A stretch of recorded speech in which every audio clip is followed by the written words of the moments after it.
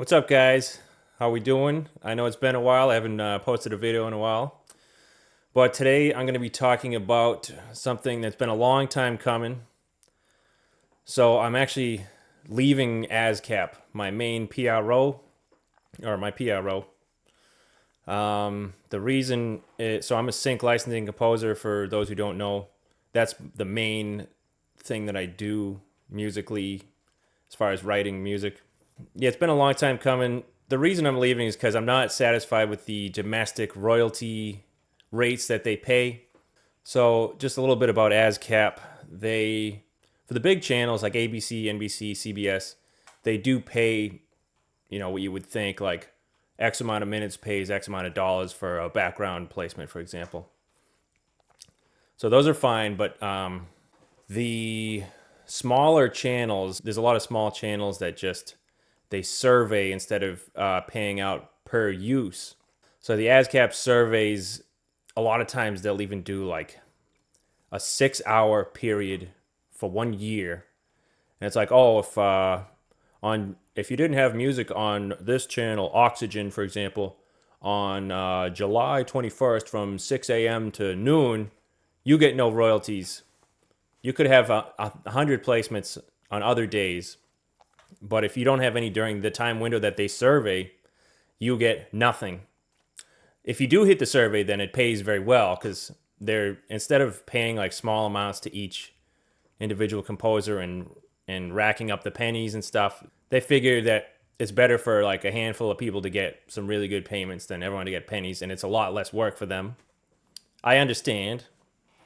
And they've been doing this for since ASCAP's been around, they've been doing it.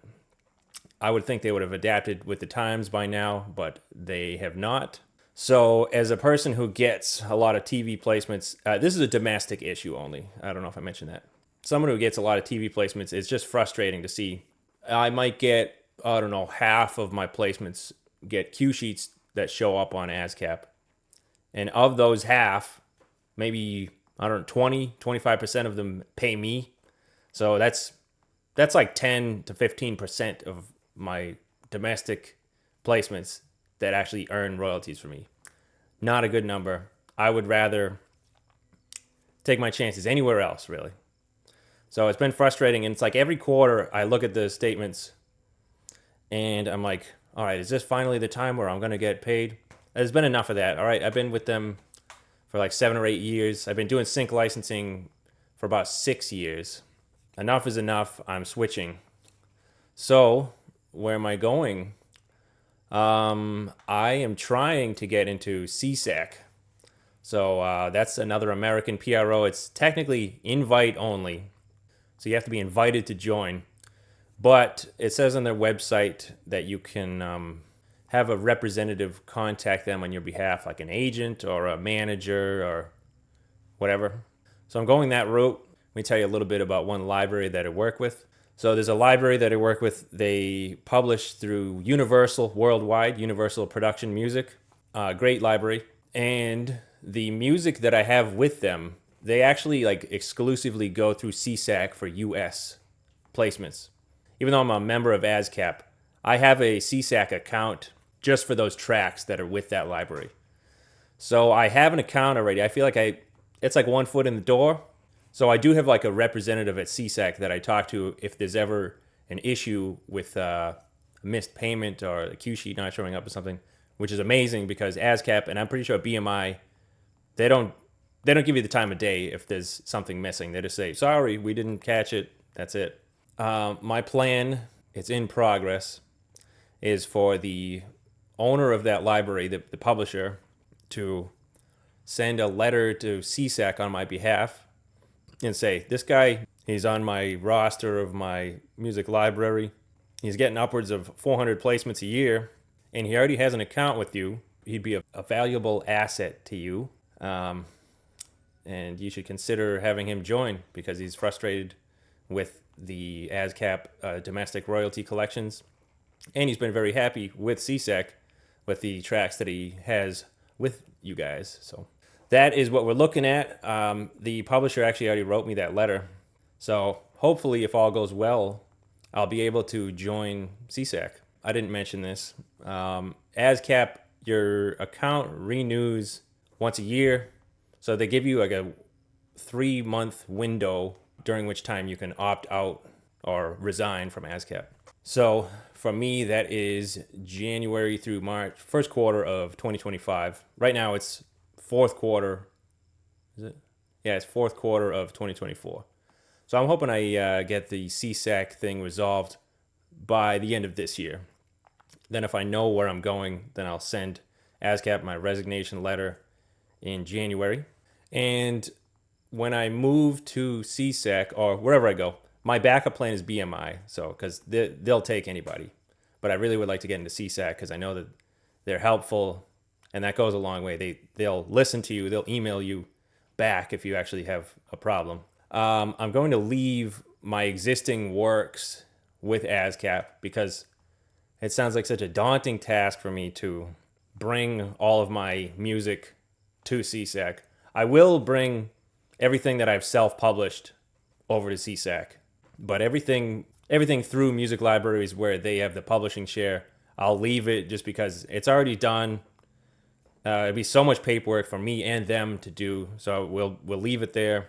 Any pending albums that I have that have not yet been released, I'm actually going to talk to the libraries and see if they can affiliate them with my new PRO, because there's always 5 to 10 albums that I have that are just unpublished because the libraries have backlogs and they don't publish them immediately. So I'll try that, see what happens there. Assuming I resign, which I will, resign from ASCAP first quarter of 2025. They give you a period of time. It'll be July 1st when I'm officially with the new PRO. So they'll start, and once you switch, only one PRO can collect your international royalties for you.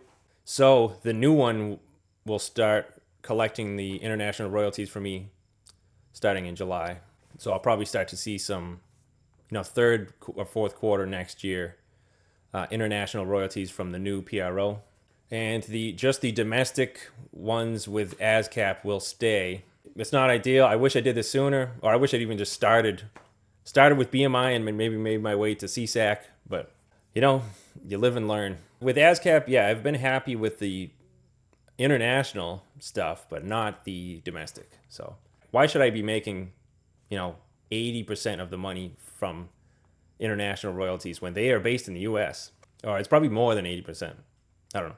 Long time coming. If you do sync licensing, I suggest not working with ASCAP just because of the randomness of their survey system. I will take my chances wherever else because the amount of placements I have and the amount of just stuff that I've accomplished over the last 6 years in the sync licensing business doesn't feel like it's fully paid off. Internationally, yes, but domestic, not at all.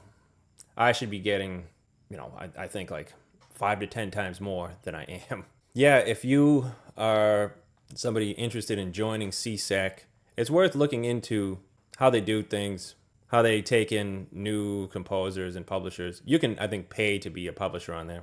But yes, so my existing non-exclusive library tracks, as well as my artist music, so like my singles and albums that I've released under my own name on my bands and stuff, I'll bring those over. And then I can presumably still claim live performances when I play out through CSAC. I'll keep you guys updated too, as to whether or not I get into CSAC or if I end up going with BMI just because CSAC won't take me. But I have a good feeling about it. I will be July 1st with a new PRO. If you've ever thought about switching, really take a look. There's like forums. I've looked a lot on Music Library Report. There's the endless debate, ASCAP versus BMI, and CSAC's thrown in there too. So just good to see people's opinions who have been with them. And I know people who have gone from ASCAP to BMI with success. So I think no matter what, I will start earning more money. And I have some co-writers that I work with that are with BMI and haven't seen a ton of difference, but just the whole survey system, I don't like it. I hit it once. My most recent domestic statement, actually, I got like $2,000 or close to it from one like tiny placement on a strange like old Western network or something. That's not enough to keep me there, though, because so many missed placements. That doesn't make up for the probably hundreds that have been missed. So yeah, if you are not even a part of a PRO, I say really do some research before you join one. And CSAC's invite only, so you might need to get some credibility before you get into them. But there's different ways of doing it, and I guess talk to some other people who are with CSAC, and you might be able to find a way in there. Or yeah, BMI though just seems to be a better choice for U.S. composers who do sync licensing. ASCAP might be better for some other stuff.